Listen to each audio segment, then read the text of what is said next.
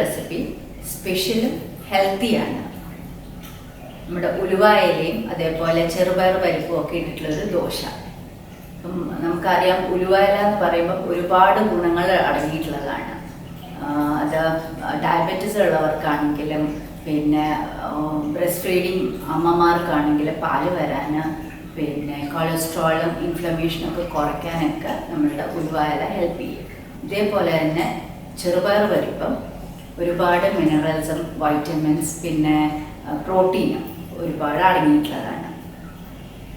പിന്നെ നമ്മുടെ ഈ ദോശയുടെ കാര്യം പറയുകയാണെങ്കിൽ ചില ഡിഷിൽ ഞാൻ ഇടുമ്പം എനിക്ക് തന്നെ തോന്നുന്നത് ചിലവർക്ക് ഇഷ്ടാവും, ചിലവർക്ക് ഇഷ്ടാവില്ല. പക്ഷെ ഈ ദോശ എല്ലാവർക്കും ഇഷ്ടാവും.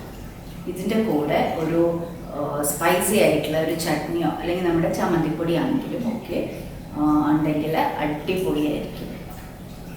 ഇത് എങ്ങനെയാണ്, ഇതിൻ്റെ ഇൻഗ്രീഡിയൻസ് എന്തൊക്കെയാണ്, എങ്ങനെയാണ് ഉണ്ടാക്കുക നമുക്കൊന്ന് നോക്കാം.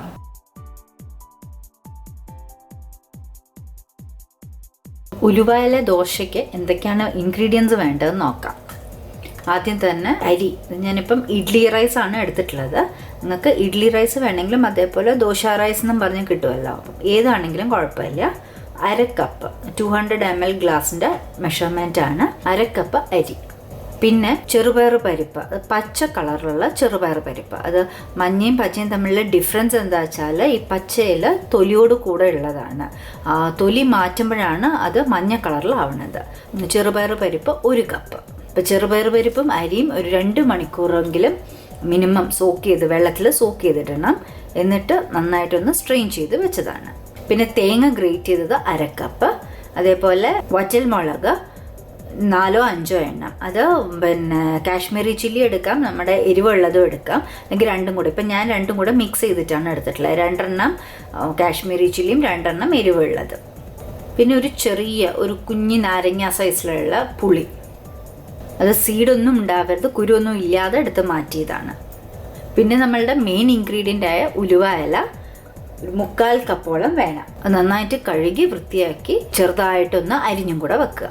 പിന്നെ ഉപ്പ് ആവശ്യത്തിന്. പിന്നെ ദോശ ഉണ്ടാക്കുമ്പം ഒഴിക്കാനുള്ള എണ്ണ. ഞാനിപ്പോൾ നല്ലെണ്ണയാണ് എടുക്കുന്നത്. നമ്മൾ നോർമലി ദോശയ്ക്ക് നല്ലെണ്ണയാണ് ഒരു പ്രത്യേക ടേസ്റ്റ് വരും. ഇല്ലെങ്കിൽ ഇപ്പം നെയ്യ് വേണ്ട പിള്ളേർക്ക് കൊടുക്കണമെങ്കിൽ നെയ്യ് വേണമെങ്കിലും യൂസ് ചെയ്യാം. ഇനി ഒരു ബാറ്റർ ആക്കണ്ടേ, അതിനായിട്ട് ചെറുപയർ, അരി,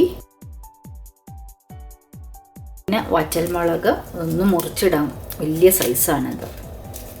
ഇതിപ്പം ഞാൻ മിക്സിയിൽ അരയ്ക്കണമെന്നേ ഉള്ളൂ.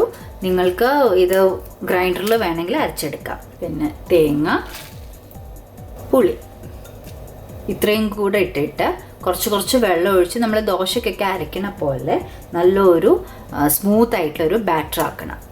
അങ്ങനെ നമ്മൾ ദോശ ബാറ്റർ പോലെ നന്നായിട്ട് സ്മൂത്തായിട്ട് അരച്ചു. ഇനി ഇതൊരു പാത്രത്തിലേക്ക് ഒഴിച്ചിട്ട് വെള്ളത്തിൻ്റെ എമൗണ്ട് നമ്മുടെ ദോശ ബാറ്ററിൻ്റെ ആ ഒരു കൺസിസ്റ്റൻസി വേണം. അപ്പോൾ അതിനനുസരിച്ചിട്ട് വെള്ളം ഒഴിച്ചു കൊടുക്കുക.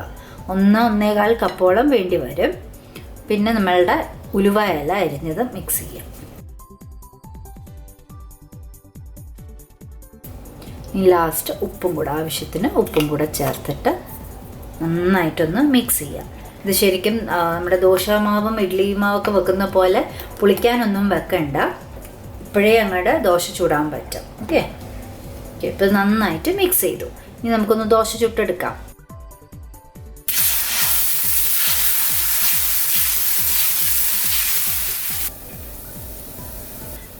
അപ്പോൾ ഇതിൻ്റെ കൂടെ കുറച്ച് പച്ചമുളകും കൂടി ഇടുകയാണെങ്കിൽ ലാസ്റ്റ് ഇല ഇടുന്ന കൂട്ടത്തിൽ, അരയ്ക്കുമ്പോഴല്ല ഇല ഇടുന്ന കൂട്ടത്തിൽ കുറച്ച് പച്ചമുളകും കൂടെ അരിഞ്ഞിടുകയാണെങ്കിൽ കുറച്ചുകൂടെ ഒന്ന് സ്പൈസി ആയിരിക്കും.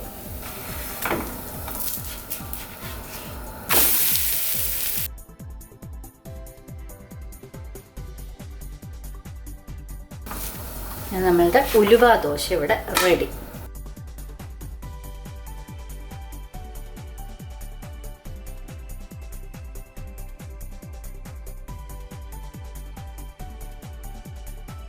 അങ്ങനെ നമ്മളുടെ ഉലുവ ദോശ ഇവിടെ റെഡി.